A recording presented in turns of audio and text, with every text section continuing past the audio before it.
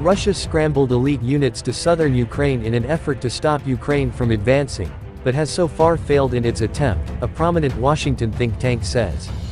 The Institute for the Study of the War said Russia's 7th Guards Mountain Airborne Division and the 76th Guards VDV were redeployed in mid-August to repel Ukrainian attacks in the southern village of Robotyne, which Ukrainian troops retook earlier this month in a significant breakthrough. They might have been sent to relieve elements of the 22nd and 45th Separate Spetsnaz Brigades that had been counterattacking against Ukraine during the earlier phases of its counteroffensive, it said, adding that relatively elite Russian Spetsnaz and VDV elements appeared to be the primary counterattack elements in western Zaporizhia Oblast.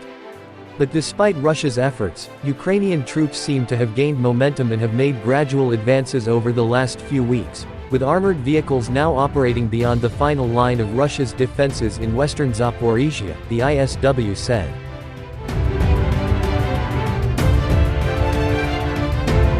Russian forces currently defending in western Zaporizhia Oblast have been unable to prevent Ukrainian forces from making gradual but steady advances since mid-August, it said.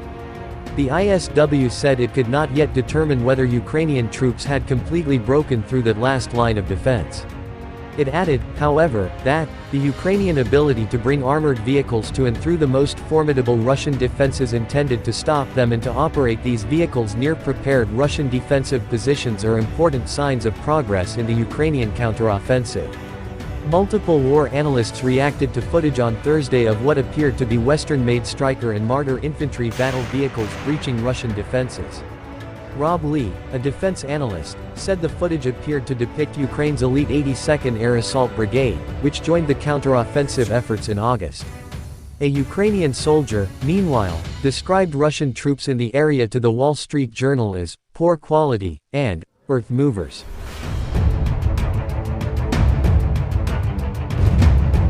Russia is manning its defensive line with poor quality soldiers, and only switching to competent ones after Ukraine attacks, according to the Wall Street Journal.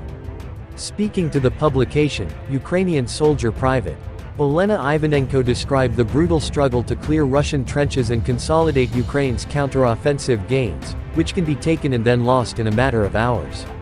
It's like an accordion, Ivanenko told the publication. When we push forward, the enemy pushes back. Ukraine's battle to breach Russian defensive positions in the western Zaporizhia Oblast reached a crucial point this week when Ukrainian armored vehicles reportedly breached Russia's fearsome defenses with vehicles for the first time. Ivanenko told the outlet that the Russian troops in frontline trenches are often of poor quality and referred to as earth movers by the Ukrainians. But she said that when Ukrainian units move in to take trenches, Russia deploys elite units to counterattack and retake them. Ivanenko's claims echo assessments by analysts, with respected US-based think tank the Institute for the Study of War, saying Thursday that Russia appeared to be deploying its elite parachute force, the VDV, alongside Spetsnaz units in Zaporizhia. The ISW in its reports on the conflict earlier in the week said that Russia's attempts to stop Ukraine breaching its defenses in Zaporizhia are becoming more desperate.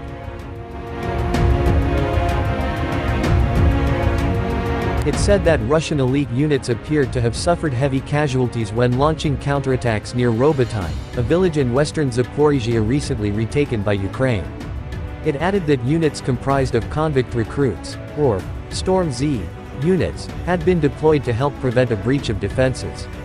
Storm Z detachments are often combat ineffective and will likely provide the Russian defense in western Zaporizhia Oblast with marginal combat power, it noted. Ukraine's strategy appears to be to probe Russian defenses at several points on the front line simultaneously, forcing Russia to divert its most effective units. Russian defenses near Bakhmut, East Ukraine, also came under severe pressure from Ukrainian attacks this week. In the south, Ukraine is attempting to breach Russian defensive positions and retake the city of Melitopol, a Russian logistics hub, severing Russia's land bridge to the occupied Crimean Peninsula.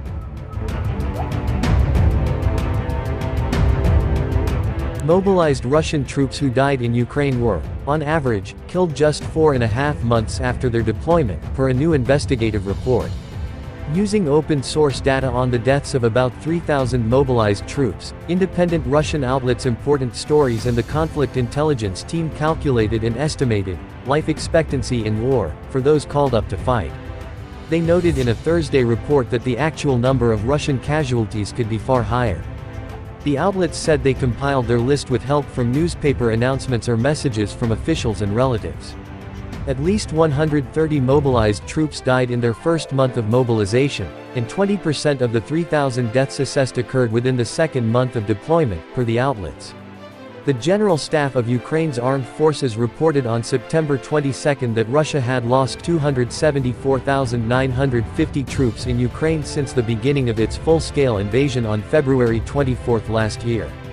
This number includes 480 casualties Russian forces suffered just over the past day. Mobilized Russian troops who died in Ukraine were, on average, killed just 4.5 months after their deployment, per a new investigative report. Using open-source data on the deaths of about 3,000 mobilized troops, independent Russian outlets Important Stories and the conflict intelligence team calculated an estimated life expectancy in war for those called up to fight. They noted in a Thursday report that the actual number of Russian casualties could be far higher. The outlets said they compiled their list with help from newspaper announcements or messages from officials and relatives. At least 130 mobilized troops died in their first month of mobilization, and 20% of the 3,000 deaths assessed occurred within the second month of deployment, per the outlets. Over half of the mobilized dead were between 30 and 45 years old. At least one 19-year-old, said to be a volunteer, and one 62-year-old, a major, got killed in battle, they added. About 10% of the deceased troops were under 25, per their findings. The report detailed the lives and deaths of some men, such as a 24-year-old who died on August 25. He had been called away 3 months after the birth of his son, it said. 2 brothers, Igor and Dmitry Dodanov, died on the same day after being mobilized, leaving behind 4 orphans, per the joint report. Igor Dodanov was 33 years old, it added.